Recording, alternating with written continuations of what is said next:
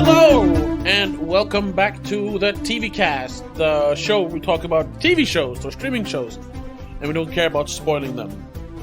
My name is Tobias, and with me as always is my sister and trusty co-host Rebecca. Hello. Hello. And this is of course the offshoot of our bigger podcast, the Spoiler Cast, where we talk about movies and we don't care about spoilers. And if you want to check that out, it's at the same place as you listen to this. And also, if you want to support both these shows and my other show, Madness in the Method, which is coming back soon, check us out on patreon.com/don'tmakeascene for all bunch of exclusives and early access and commentary tracks, and it's all $3 a month. Support independent podcast. But enough of that. Let's get into this fucking show, because we are doing our third and final episode about House of the Dragon. First season. Yes. So season 2 isn't out yet, so exactly. Last time we discussed four, five, episodes. 6, and 7. Yes. Yeah. So Which today turned out to be a good thing, because episode 8 starts out 6 years later. Yeah, so it was actually good. Yeah, a good starting off point. So we're talking 8, 9, and 10. And I gotta say, I really liked the beginning of this show. I thought it slowed down a little bit in the middle. It started to feel like a streaming show where nothing's really happening, even though a lot of things were happening. But it was like an entire episode takes place during one day. There's a lot of this exactly treading water. It felt like, but then the latter part of this season, especially the last 2 episodes, holy shit. Holy shit, it might be some of the best TV I've seen in a long time. Oh, yes. Especially the last episode. Except for the very end. But we'll get to that. We'll get to that. Well, quickly though. Episode 8, I barely remember that. I had to scroll through the episode just to remember what happened. Yeah. And as far as I know, not a lot does. There's some, discussion regarding, again, the legitimacy of Rhaenyra's children. Yes, which is that's just repeating what they've talked about. Yes. And then we have a little bit of a good moment between the families after King I forgot his name, Viserys, finds strength to sit on the Iron Throne for one last decree. Yes, and that's all right. That episode ends with him at the dinner. Well, it ends with him. Yeah. In the bed. Technically. Yes. But yeah, because we have that whole where the Driftmark dude, what's his name? Leo something? Yeah. Lysaris? Too many names. That's the problem. The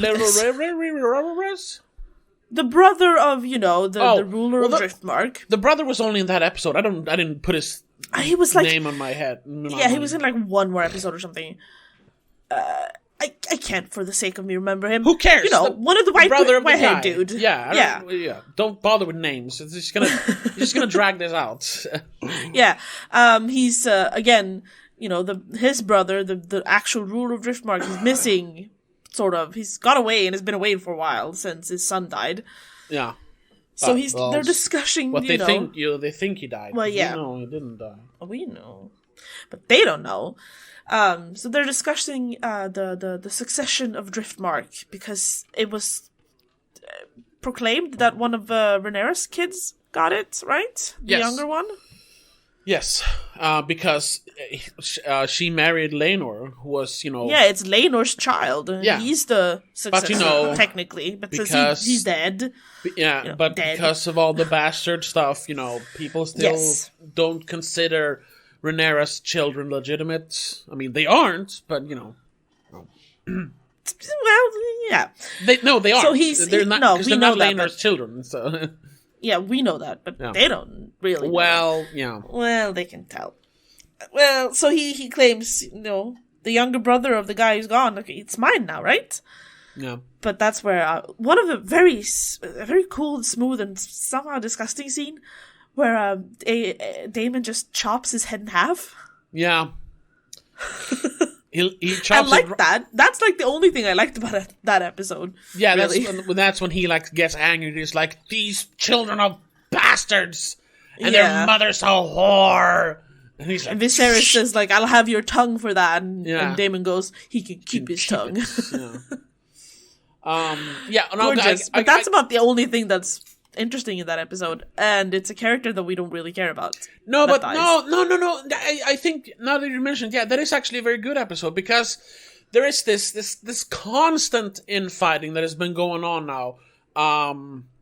In the episode for years. In the episode, I mean, in several episodes before, of course, with who actually belongs on the throne and blah blah. And they're even trying to like say that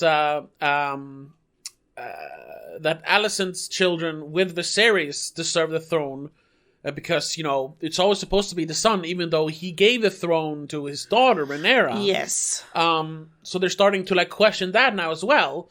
And you know, Alicent, together with her father, the Hand, Otto, has kind of taken over for the king since he has become very ill. I mean, we see in this case, half his face is basically melted off or something. He's continued rotting away. Mm-hmm. This is where he wears the half-face gold mask. Yeah, the Phantom of the Opera mask. Yeah. But I thought that was interesting because in the first few episodes, he seemed like a good king. Maybe, you know, having to make some tough choices. Maybe kind of like not willing to make some tough choices. Kind of seemed like a little bit of a pushover, a little bit, yeah. And then for a while, because he so fervently defended his daughter, which, I mean, that makes sense. It's his daughter. Yeah, but it almost made him. Yeah, it almost made him look a bit foolish. Like they were like. Mm-hmm. People almost like laughing behind his back a little bit. I mean, now that he's so feeble, it's obvious. Like at this point, it's obvious that this was Otto Hightower's plan all along. Like to not become king, but basically control kingdoms. Yeah, to rule through his daughter as queen. Exactly. Then basically keeping the king alive, because as long as the king is alive, Rhaenyra can take the throne. Exactly. So then Alicent can keep ruling in her husband's stead, or her husband's place. I mean, stead. Oh right, and then we get the dinner scene in this one where we actually have some happiness. Yeah, but I wanted to mention the scene where everyone is like they're just like basically yelling at each other in the throne room, and then you hear one of the king's guard just proclaim that the king has arrived. Yes, and him walking down the steps, walking through the room, walking up the steps, and sitting down on the throne. And at that point, it felt like the writers or the showrunners, they kind of wanted to like give him some dignity back.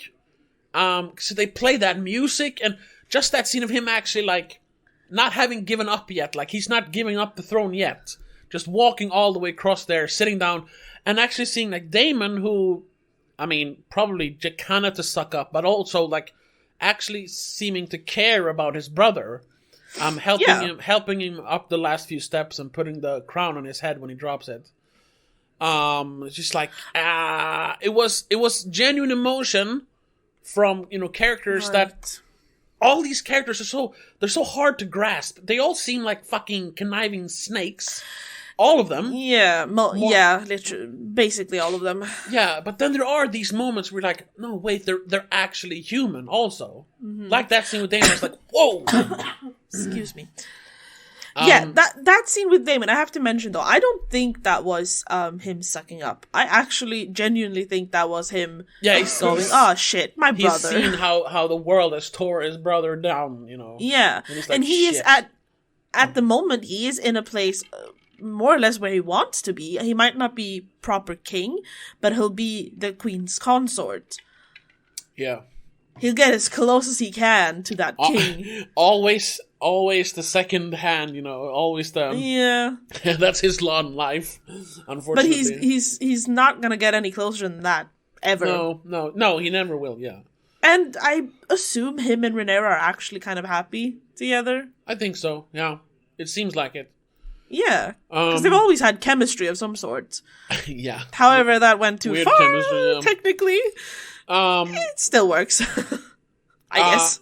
Yeah, but then of course, yeah, he says that I would like to have supper tonight when the macers are working on his back. So they all have dinner. They have this nice golden family dinner. Yeah, and they actually like there seems to be, even though it's mainly to be nice to Viserys, it seems like they're actually squashing the beef a little bit, especially between Alicent and Rhaenyra. Yes, because they finally address what happened and apologize for their own reactions to it, and kind of, fine, I'll drop it. Yeah. Sort of. But then, like, literally moments later, their children have to, like, start it up again. Especially, Eye Patch. What is Eye Patch guy's name? Who looks worryingly a lot like Daemon, Matt Smith. Yes. The smile and the eye. I want to mention that, because I had to start looking up, like, the younger actors and the older actors when it came to the kids, because I got confused as to who was who. Well, it's quite easy, because there are two brothers. Yes. On Alicent's side, one has an eye patch, the other one doesn't. Yeah. But I mean, when they were younger, the older brother had a longer, skinnier face and longer, wavy hair. However, as they got older, he got a square, short face and short, wavy hair. Yeah, now the younger brother confused me a little bit. Now the younger brother has a long face and long hair. It confused me a little bit, but the eye patch obviously helps. Yeah. But I kind of felt like the casting was off or something. Like they should have switched places. I don't know. But perhaps, I mean, the acting probably determined that more than the look of them. Exactly. And yes, they do have enough similar features to sort of fit in with the family altogether. Yeah, both exactly. Of them. But yeah, so they have this dinner, and then the kids start acting up a little bit. But yeah. So Aemond is the one who proposes the toast at the end, going, they're smart and loyal and strong. To my nephew. Such good, loyal, strong boys. And the older Luke? No, the other one. Is that Jacaerys? Jacaerys. Right, Jacaerys. He just say that again. And I was like, what do you mean? Like, oh, right. Because, their dad was strong. Right. Yeah. But everything seems to be okay at that point. But then... Yeah, it's the parents are fine with the situation. The kids are just being kids, basically. Yeah. Well, also, we have to mention one thing. Before the meeting in the throne room, before the dinner... When Rhaenyra and Daemon came over from Dragonstone to the Red Keep. Yes. When they introduced the newest son? The newest children, yes. Aegon Joffrey. and Joffrey. First of all, Joffrey, I don't know whatever you use that, but it's a prequel, so. Yeah. Joffrey's in a bad name yet. But yes, they keep using the same names over and over again. Jacaerys, there is another Viserys. Yeah. That's the and older... Prince Aegon is technically Aegon II, so he's named after someone as well. Yeah, so there's now two Aegons, and that becomes confusion later, because the king says, and he talks to Rhaenyra, and gets to touch little Aegon, like, boo-doo-boo-doo-boo, whatever you do to children, I don't know. Cuddle with them? I don't know. And they talk, about his dreams and everything, and that of course, you. As before, I need your support in this, father. And he's like, because he's basically out of it. But then, at night after the dinner and everything, he confuses Alicent for Rhaenyra. And says that, of course, you're right. Aegon is destined to, save the country from the threat in the north. Yeah, because he's the hero in the Song of Ice and Fire legend. And he says, to Alicent, thinking it's Rhaenyra, you need to keep this kingdom together. And she's like, that means he wants me to rule basically through my son. Yeah. But he meant Rhaenyra and her little son Aegon. Her baby Aegon. Yeah, which is just like, that's the second time this has happened now. The first time was when everyone thought that Rhaenyra had slept with Daemon, but it was actually Sir Criston. Cole. Yeah, Criston Cole. So it's like they're not lying, because he did say that, but he said that about someone else, and it's like he meant someone else, and we know that, but I don't know if she probably didn't know that. No, because he never mentions her name, so she probably thinks he's talking about Aegon. Yeah, and it's just like, that was a little like, come on, you already did this once. That's what but maybe that's supposed to be like a poetic thing that had happened again, and it's reigniting this probably feud. Yeah, but it's just like, god damn it. But of course that leads into episode 9 and 10, which, like I said in the beginning, the best 2 hours of television I've seen in a while. God damn, it was good. First, the whole funeral procession with the king, where they're like, okay, we need to use this moment now to get everything in order so we can put Aegon on the throne quickly. The right person in the spot. Yeah, before let's not even tell Rhaenyra that her father's dead. Yeah, before Rhaenyra finds out. Yeah. Lock Rhaenyra's the king's cousin. That's Rhaenyra's, by the way.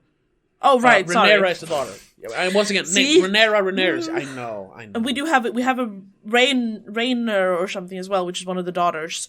Yeah, I know. Rhaena, I don't know.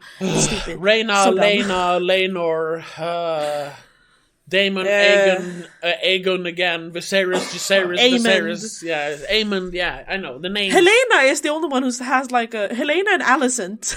Yeah, they stick out. Yeah, and Joffrey. But he's barely in it, so. Yeah.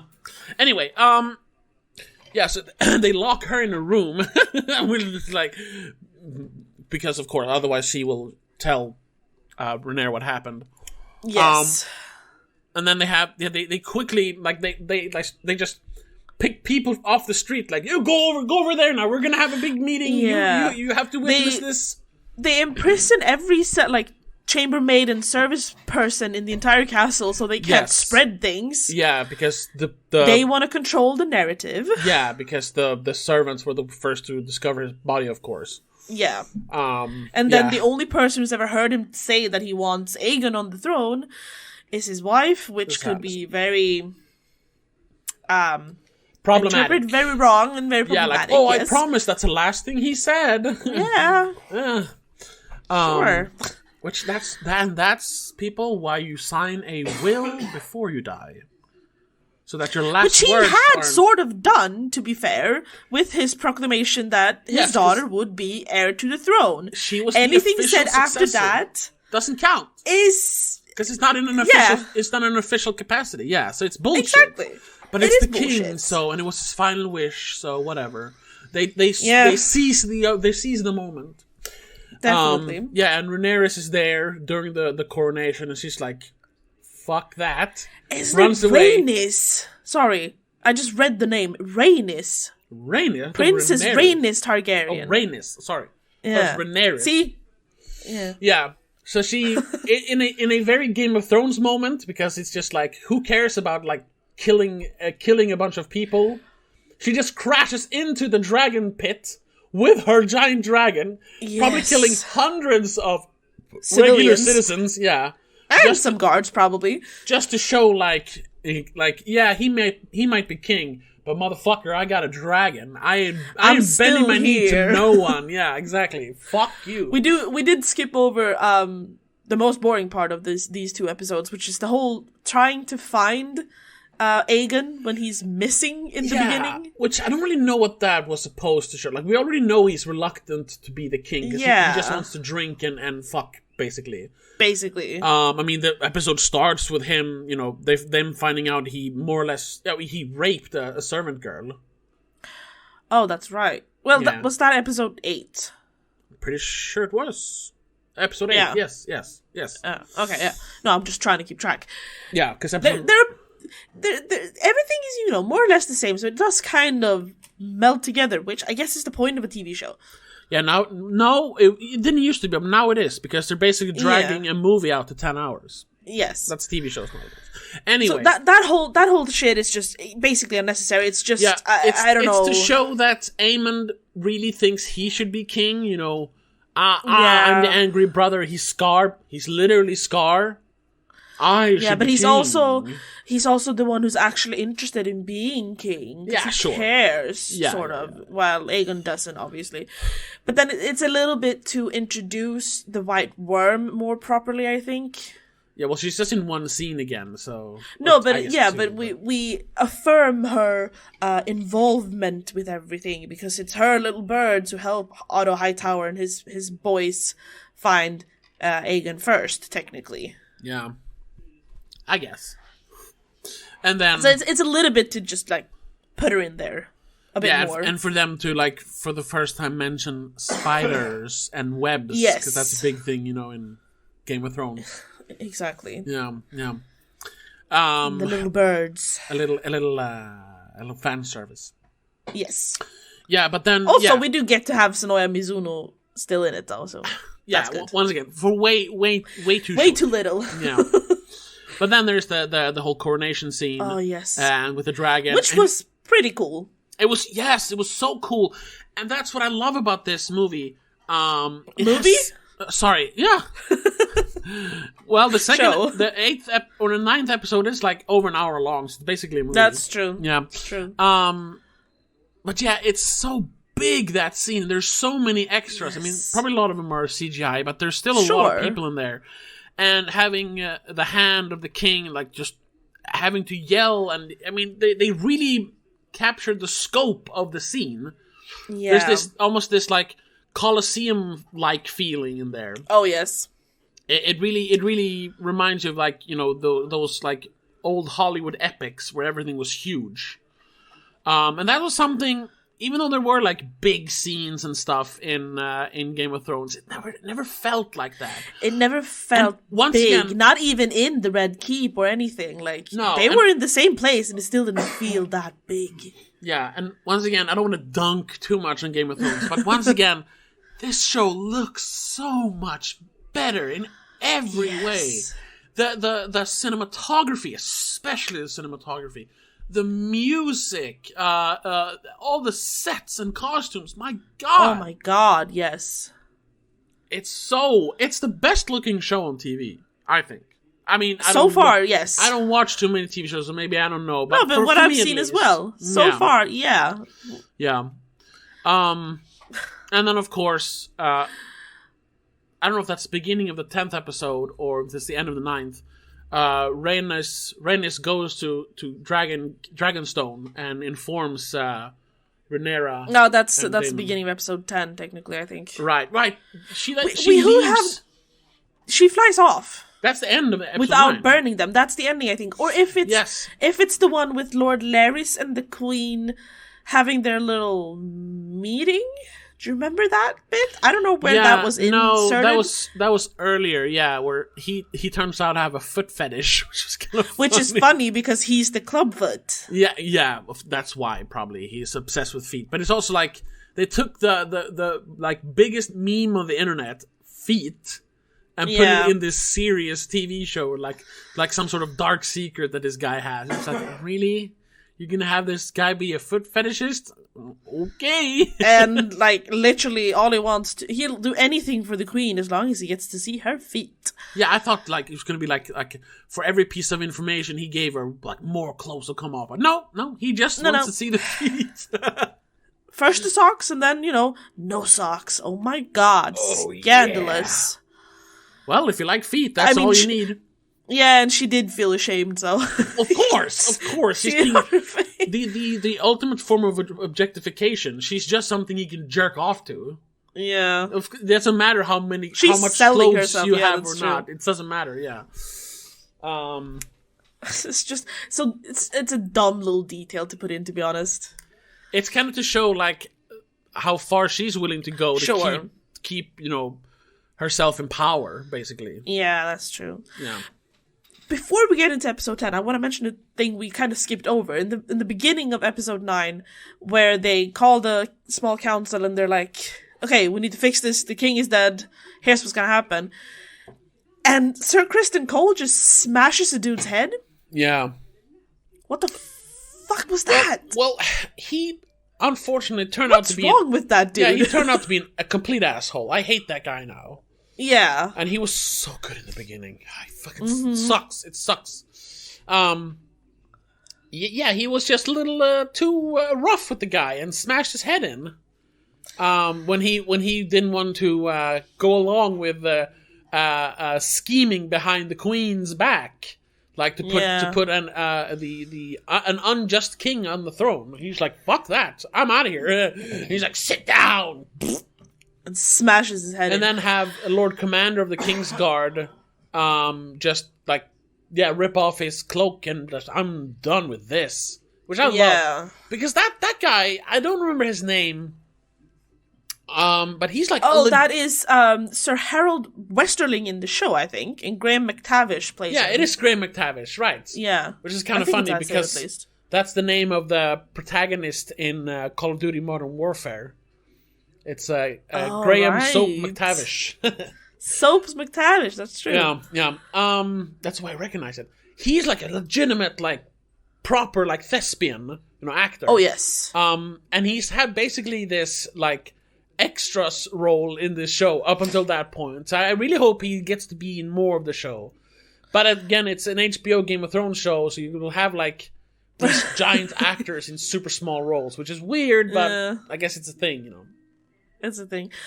I also want to mention, because we're talking about Criston Cole, the only like meme I've seen come from this is that everyone in this show ages except for him. Which is weird. He's been the same all the way. It's such a weird little detail. Like, why couldn't you just give him wrinkles or something? He's too good looking. Either way, that's just a side note. They just want to keep him being like Prince Charming. Yeah. Even though he's definitely not. No, but he's got the looks. I'm wondering if him and Queen Alicent has a thing that they just don't explore yet that might become something in the next season. It seems like it a little bit, yeah. A little bit. Then we get to episode 10. Yes, and episode 10 is, well, it starts with yet another dead baby. Well, sort of starts Which, it looked like it had, like, a dragon tail or something. Something was up, it had bumps on its head. It was, obviously, they mentioned that it's too early, It's too early, so it's not ready, but it looks extra odd, and no one really wants to touch it, except for her, Rhaenyra. So I'm wondering if it's like in Game of Thrones where that Daenerys, she has like a dragon baby. Oh, demon baby. At one point, it looks like a dragon, almost like half human, half dragon hybrid. I wonder if it's something like that.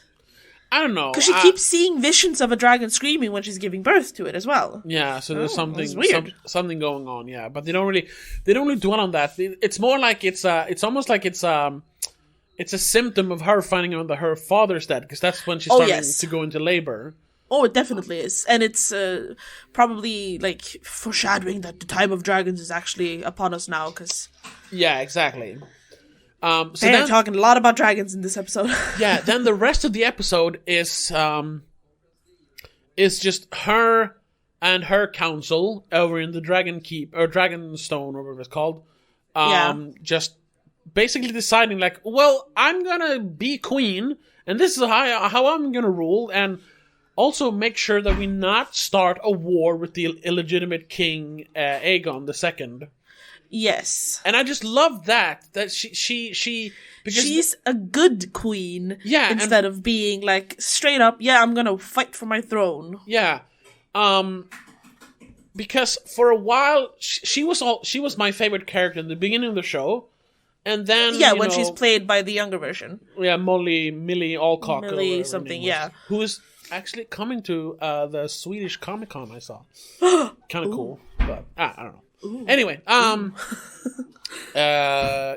then when they skipped forward 5 years, when everyone was so bitter, those first episodes when they switched actors, I started to feel like she's just an opportunist as well, you know. But I guess that's because she's grown bitter, and now she feels more mature, and she seems to have found her place. Really, she feels more, you know, sure of herself. Almost. Yes, and I really like how that changed. So when this happened, instead of like, no, I should be the queen, she just, you know, she did what she had to. Of course, recognize herself as the queen because she is. Yes, according to her father, she is. But then instead of just attacking King's Landing right away, actually like, no, we're gonna keep the peace. He can pretend. Which is what... It's what her father wanted as well. Yeah, exactly. So she's like, I want to do it like my father said I should. I want to do the right thing. Yeah, while Daemon, all he wants to do is start to set up the fucking war, which I understand. It's his thing. It's the only way he can, like, contribute? How do you say it? Assert himself. Assert himself, yes. Because it's always been his thing, you know. He does, however, step back a little bit when she's like, you know what? Stop. Yeah. And which, kudos to him. Yeah. He respects his queen. Yeah, but that the whole thing then, how her sons like immediately just like take to her as queen and everything. Oh, yes. It was just so beautiful how all that was set up. You know, all, you know, and talking around the map, setting up, you go over there, you go over this and that. And how she was so composed and regal straight away. I loved the small detail of her inviting Daemon's daughters to stand at the table with her. Yeah. Just including them, like, you're part of this now. Yeah, ladies. Because they are her stepchildren, yeah. Yeah. And acknowledging and asking for Renee's... I keep saying that fucking wrong. Rhaenys blessing, so to speak, and help in this. And like, I want your support. I'm just not expecting it. I'm asking for it because I want it. Yeah, and then Corlys is his name. Corlys, I finally remember. Yes. Corlys showing up, having awoken from this fever he got in between episodes. So he could disappear for a while. Exactly, which I don't really get why. I think it's because they wanted to give Rhaenys more to do in the show, I think. Yes, probably. She needed to shine. I mean, she did, though. Yes, God, she did. Radiant. Yes, once again, the scene in the dragon pit when she comes in there like, I could burn you all to death right here and right now, but I won't. Yeah, it was just like, ooh. Even standing at the back of the funeral for the prematurely born child, and then also being the one who like encouraged everything, and she's standing there accepting her new queen, but she's not bending the knee yet. No, looking very stoic. Yeah, I get that, but that's also, it makes sense because of course her and Corlys always, you know, they thought they should have had the throne. Oh, because yeah, and she should have. It was between Rhaenys and Viserys, and they picked Viserys because he was a man. That's how that's how the entire show started. Yes. So, you know, she's always been a little bit, you know, irked regarding the throne. But here, for the first time ever in recorded history of this world, a woman has a legitimate claim to the throne. It might not be her, but goddamn, I'm gonna support the queen anyway, you know. Yeah, because it's her family, and this woman is actually doing the right thing. Not only just because she's allowed to do it, she's doing it. She's actually including everyone, and she's being a good queen. Being a good queen, exactly, a good regent. All that, and then of course, and I almost wanted it to end. With her sending her sons away as envoys, to the other kingdoms, Winterfell and whatever, the Vale, which is that feels like the strongest like tie back into Game of Thrones, to be honest, because that's where they like bring up the three big houses. Then they're mentioning Baratheon, the Starks, Baratheons, and Arryn, which is the Vale, Jon Arryn was of course the king. No. The King's hand in the beginning. Who dies and starts the whole Game of Thrones. Yeah, because he found out about Lena Headey and whatever the Danish guy is. The Kingslayer. Yeah, the twins. Yeah, exactly. And their children. Yeah. Somehow even worse. And then we get the scene where the younger son, Luke... Lucerys, or Luke. Lucerys, Luke.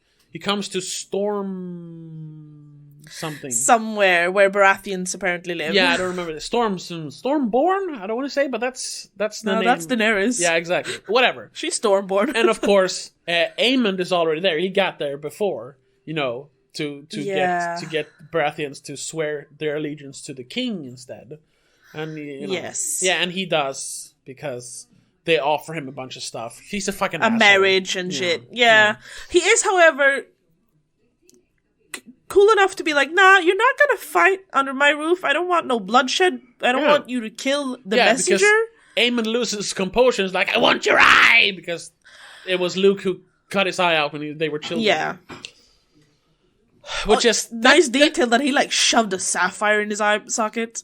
Yeah. To look even more badass. Yeah. So then Lucerys leaves to go back and say, nope, Baratheon is not in. And then Aemond starts chasing him on the biggest dragon in the realm. Yeah. Which he's... As soon as I saw the dragon when Lucerys landed, I was like, yeah, that's gonna eat you. Yeah, yeah. And of course there's a big chase. And then like, oh, I made it. And then out of nowhere... Out of the blue. Yeah. Literally. The dragon just bites the little dragon in half, instantly killing Lucerys. And it's like, oh, shit. However, it's not Aemond's... he's not trying to eat and kill Lucerys. It's the dragons who kind of do not obey, because neither of these boys have actually full control of their dragons. I don't think it's just that. I think it's that they get, like, agitated by the chase. Sure. So, Raxa is Lucerys' dragon. He shoots fire at Aemon's big-ass dragon. Yeah. And that big-ass goes like, fuck you, tiny one, I'm gonna eat you. So, yeah, it wasn't Aemond's intention, but, And he realizes what he's done. Yeah. Because we see it in his eye. One eye. He realizes that, oh shit, I just started this war. Because then the next scene is Daemon bringing the news that Lucerys is dead to Rhaenyra. In a without any dialogue, but we know exactly what he's saying. Oh yeah, and we see it in her eyes, and her face. And it's a slow motion scene where she's just standing around, being composed, like looking at the map and saying, "We got to do this and this and this. Like we're gonna keep the peace, and we're gonna do this the right way." But then she almost like loses her composure for a little bit. Oh yeah, she almost falls over for a second, and then she turns around, and you can just see. So much hatred in her eyes. If looks could kill, that's it. And that she just stares into the soul of everyone watching that show, and boom, there it ends. So that was just like, oh fuck. Yes. Because then it made me so excited for season 2. Yeah, because like we said, I think we said it even in like the first episode we talked about. This is just gonna be... This is the build-up to the actual War of Succession, or Dance of Dragons, whatever you want to call it. Yeah. Yes. And that's exactly what it is. I was like, maybe they won't go to war, and I was just like, yes. Here we go! Bitch. Ugh. Yeah. And that for the entire episode 10, I almost like wanted to stand up and cheer and be like, Rhaenyra is so fucking cool. Rhaenyra is so fucking cool, and they carried the show just by that episode, to be honest. Yes, it was worth it. Some of the lesser good episodes in the middle just to get to this. Mm-hmm. Also, we forgot to mention that, of course, this is going to be a war of dragons, because it doesn't matter how many like foot soldiers or cavalry you have. Ships, if you have dragons, whatever, it's going to be a war fought in the heavens, basically. And they find out. They mentioned that from episode 1 that but we have dragons. Yeah. What are you gonna do? And you can't fight that. And that's actually like one of the things I remember, like a long, long time ago when Game of Thrones was on, like in the middle of Game of Thrones, someone made I don't know if they wrote an article or if it was a video, and explained both the awesomeness of having dragons in your show, but also the limitations of dragons in a fantasy setting. Because if you have dragons, you are more or less unbeatable. You're unbeatable, and you will never have, because as much as we don't like to acknowledge it, usually most scientific and medical and engineering evolutions we have comes from war. Oh yes, that. Unfortunately, that's just how it is. But but imagine in like 1750, instead of like inventing, you know, the like automatic weapons or, you know, shields, you know, whatever, you know, inventing engines to drive your cannons or whatever. No, you just had dragons. You would never. We'd be stuck in the Dark Ages. Yeah, you would never have to advance from that because you have dragons.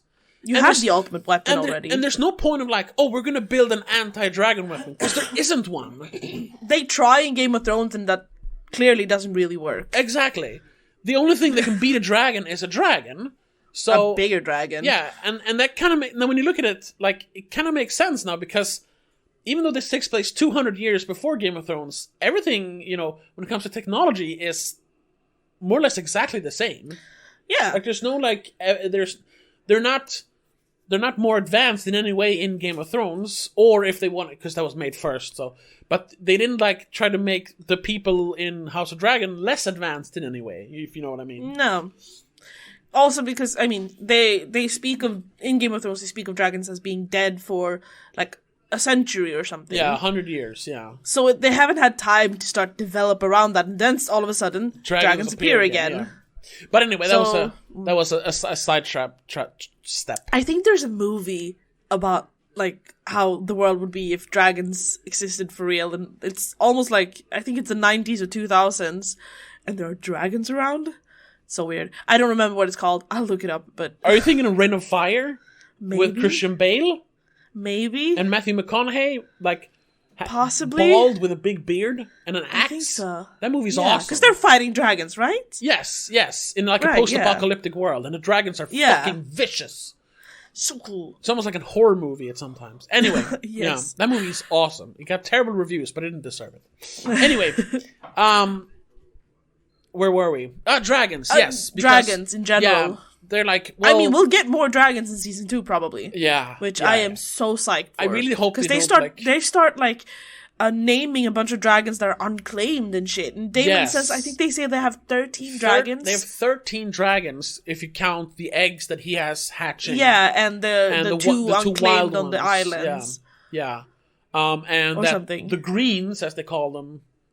Because they switch as soon as the king dies, or as they coronate Aegon. Yeah. They switch the backing to the Targaryen shield to green from red. Because so it's the three-headed dragon with green. Yeah, they're the greens. That's why the episode was called the Green Council. Oh, right, yeah, and then the Black Queen, because she wears black. Oh my god. I almost thought she was gonna, like, char herself to be black for a second. So much.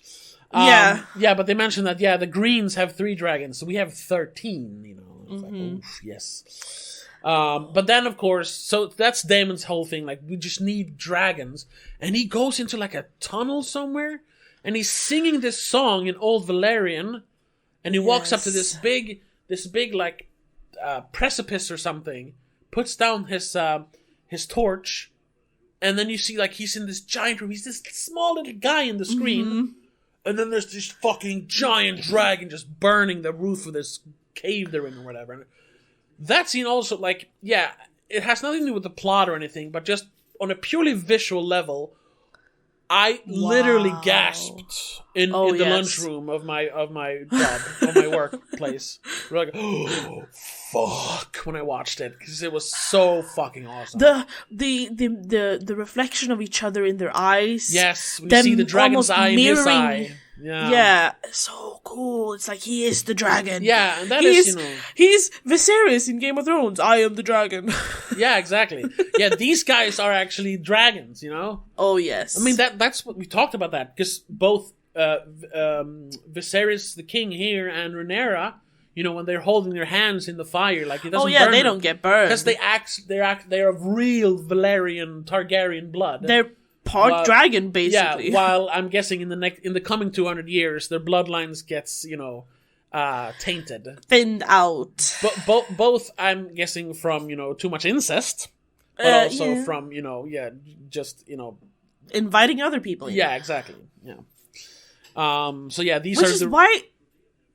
I have to go back to Big Game of Thrones there. It's weird that Daenerys Stormborn actually is Dragonborn properly, because she just doesn't get burned by fire. It's kind of weird how that stayed so strong in her, even though it's 200 years later. Yeah, well, it's the big. Well, it's the Song of Ice and Fire that they talk about. She is there at the end when they fight the threat in the north. Right. Even though she dies. I haven't seen the last season, so no, but that's after they've finished the fight with the north, which is proclaimed in the prophecy. Okay, yeah. So that is why, Oh my god, that's true. There's this whole internet, because they don't never, confirm anything. There's two camps here. Daenerys or Jon is the hero of the Song of Ice and Fire. And I don't know, because I haven't seen, I don't know who, but it's it's little girl who defeats the Night King, right? Yes, she stabs the Night King.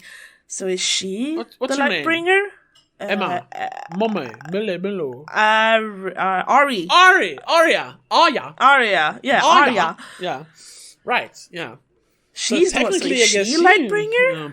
But she's not Targaryen. Whatever. That's the whole extra shit. Yeah, that's the mess we don't need to get of in. Game of Thrones. Yes, yeah, but no, that makes sense though. That because both of them are born technically Targaryen, so either of them could be the Lightbringer. They are. They're Starks, aren't they? No, not Arya. I mean, Daenerys and Jon. He is a Targaryen. Oh yeah. I don't. Like I said, I haven't seen it. You've seen that, so to speak. They're like siblings, right? They're cousins or something. I don't know. Cousins, yeah. Yeah. Something. So Eddard Stark had sex with Targaryen at some point.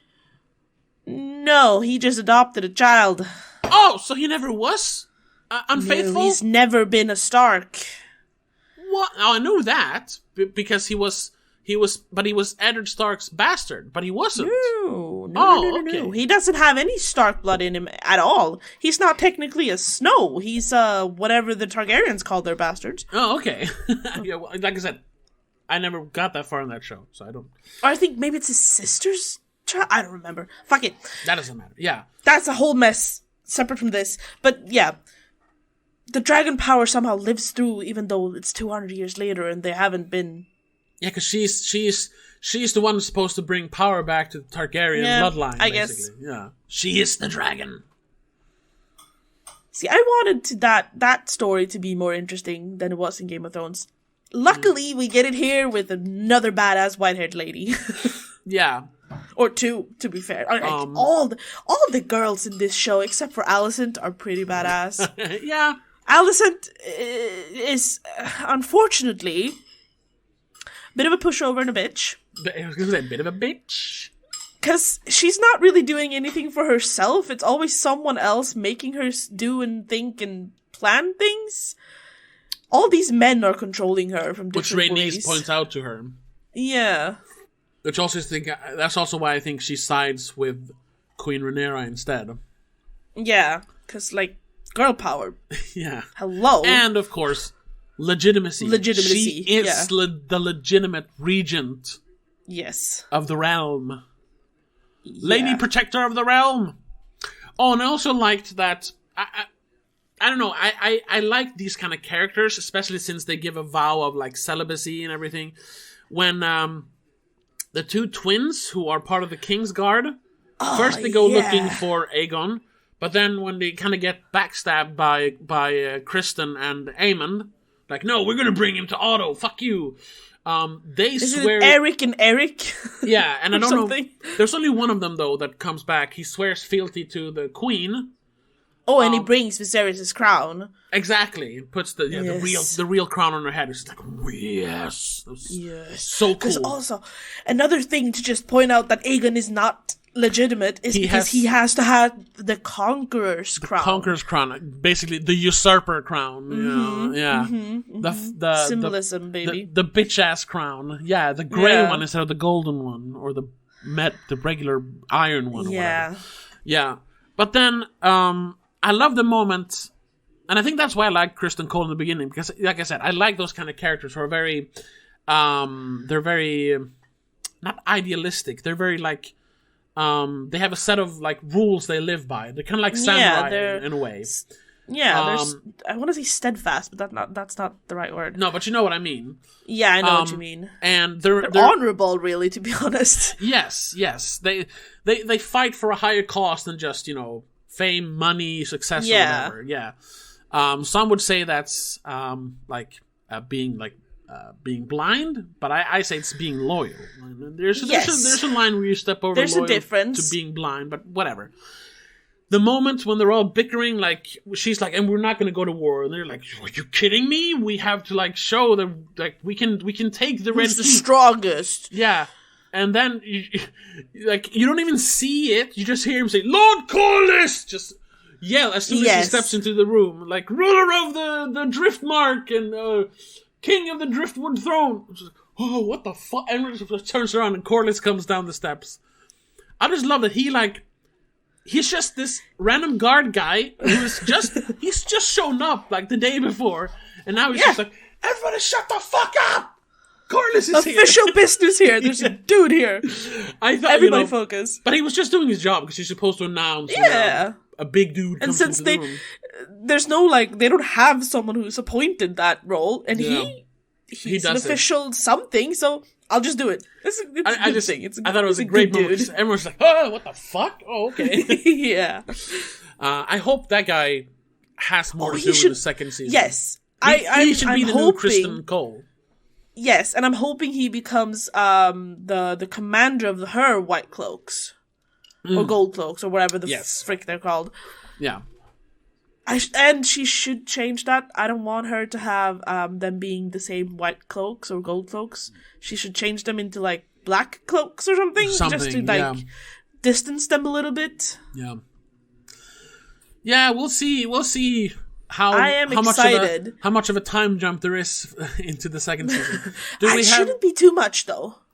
Probably not. Maybe, like, a few weeks, months, a year, maybe? Yeah. Barely. Honestly, it would be kind of nice if they started off straight after that and just go, and that's when she says her first word. I don't think so. I think they're going to jump but it would be kind of cool. We've been at war for 6 months. This has to end now. Probably. It's going to be something like that. Because they like doing that, like, a bunch of shit happened that we didn't tell you about, but we're going to mention it. That's HBO. Yeah, so... There you go. Oh, and there's a random character we've never told you about, but he's like the main guy now until we kill him in like 35 minutes. Yeah, just that was Corlys' brother in the 9th episode. But yeah, I am really looking forward to the second season, which doesn't happen a lot. The last few times that happened, it was like, oh yeah, I really liked the ending of season 1, and then it was just like, oh, it was The Witcher like a couple of years ago. I was like, the last episode of The Witcher, first season, was fucking great. I was like, yes! And it ends on such an awesome cliffhanger when they meet up, Ciri and him, and they both know each other even though they never met each other. I was like, exactly. Wow. And then, partly because it took so long because of the pandemic for the second season, it was like 2 years or something, or more. But when the second season came around, I was just like, I don't care. Yeah. And that has happened with a lot of shows, because while I don't like that the shows are so long. I wish they could just be faster. I also... Or maybe that's the same thing. I also don't want to wait for the next season to come out. Yes. But I don't want to watch the show forever. I'm stuck in between, like, I don't want to wait, but also I don't want to see more right now. It's really hard. So I'm hoping I don't lose interest in this until the next season comes. Yeah, I've read somewhere it's just dated like 2023 or 2024. Like, we don't really know exactly when it's going to be released. I really hope it's not. We gotta keep focus on the fact that we're actually at the end of 2022. So exactly, like, we're not too far off, probably. Hopefully, it comes out in like the second half of 2023. Yes, I'm thinking a year, like a max. year. Yeah, exactly. Hopefully, because I don't want to wait too long. Yeah. Because yes, that is an issue with TV shows. I like the fact that they kept it to releasing one episode a week. Yes, that kept the momentum, and kind of separated it from the whole streaming service shit that Netflix has pumped out. That's because HBO releasing is still seasons and seasons and seasons. It's actually still a TV channel, so they have to do that. Yes, I mean, Prime did it too with the Rings of Power Rings, or whatever the fuck it's called. But I like that we're getting back to that format. However, I'm afraid it's gonna mean that we have to wait much longer for the next season. Though it shouldn't, because they can release episodes while they're recording, but I don't think they want to do that for, I guess, risk of spoiling and shit. No, they're gonna shoot the entire season. Film it all, yeah. Yeah, they don't do that. The only shows that did that was, that was back in the day when they had, first of all, when they had much longer seasons, like 24 episodes. That's also a plus with this one. It's only 10 episodes per season, it seems like. Yeah. I like that. That's not too much. Yeah, like Seinfeld or Friends was actually shooting while it was on TV. But that's because they released episodes constantly. Yeah, and for so long. There was only like, I think between seasons, there was only like 5 or 6 months in between seasons. Yeah. Like you show, like, oh, fall is here, a new season, and they show like from October to January, February is one season, and then it just starts over again in September. Yeah. We don't really have that nowadays. I mean, there are some. There are some shows like that. Like I know. What's it called? The Good Doctor's kind of doing that. Okay. Yeah. They keep releasing like episodes weekly, and then they do a bit of a pause for a couple of months, and then they keep going. Yeah. Oh, okay. Cool. I do like that. I actually watched a video about that. Not that like the new streaming landscape is bad. Well, it is in some cases. It is, but it's good that we have so much more content. It's getting better again. Yeah. But the guy said like, I miss old TV. Not the fact that we were we had much less. We were more restricted. But it was just this like, oh shit. The new episode of Desperate Housewives is on. I gotta run home and watch it, which I literally did. I ran home from a party to watch the season finale of Desperate Housewives. Right. We don't have that nowadays because, I can just watch the show later. Whatever. Sure, but we are getting back to it with shows like this, with shows like House of the Dragon, because people are actually like, oh, the new episode is out. I gotta watch it so I can react to it. Unfortunately, a little bit. Because everything is content now. Yeah, but also because you want to keep up with the talk online. Not just because you want to make content about it, but you don't want to get it spoiled by checking Twitter too soon. Yeah. So, like I said, I'm really looking forward to second season, and I hope I don't lose interest. But I think that's going to be it, unless you want to bring something else up. This wraps up our talk about House of the Dragon on the TVcast. Yes. So we're gonna have to find another show soon. Yeah, of course. Hopefully we find one we stick with, because so far we've had a bunch of so where we just watched like a couple of episodes. Yeah. Yeah. I actually read online, this guy I follow, Jim Maxwell. He's Jim from Canada, from Red Letter Media, talking about that Andor is actually pretty good. And I was like, maybe I should give that a second chance, but I don't know. Well, I really didn't like the first 3 episodes. I really didn't like them. We'll see. We'll see. So if you want to know, keep an eye out for us, and we'll get back to you with what we decide to do. Follow us on Spotify, subscribe on YouTube. I don't know if you can rate 5 stars. Yeah, rate 5 stars on Apple Podcast. And the best way to follow us is to check us out on patreon.com/don'tmakeascene, because there you'll also get some of these episodes earlier than the free people do. And still the unreleased pilot of the TVcast is still up there. Where we talked about the first episode of She-Hulk. We will never release that to the public. But you can listen to it on patreon.com/don'tmakeascene. So check that out. But other than that, thank you so much for listening. We'll be back in 2023 to talk about more House of the Dragon. And hopefully before that we'll talk about something else. But yes, definitely. In the meantime, check out the Spoiler Cast on the very same channel as this. We release episodes all the time. I think you'll really enjoy it. So check that out. But until the next time, have a good one. Bye.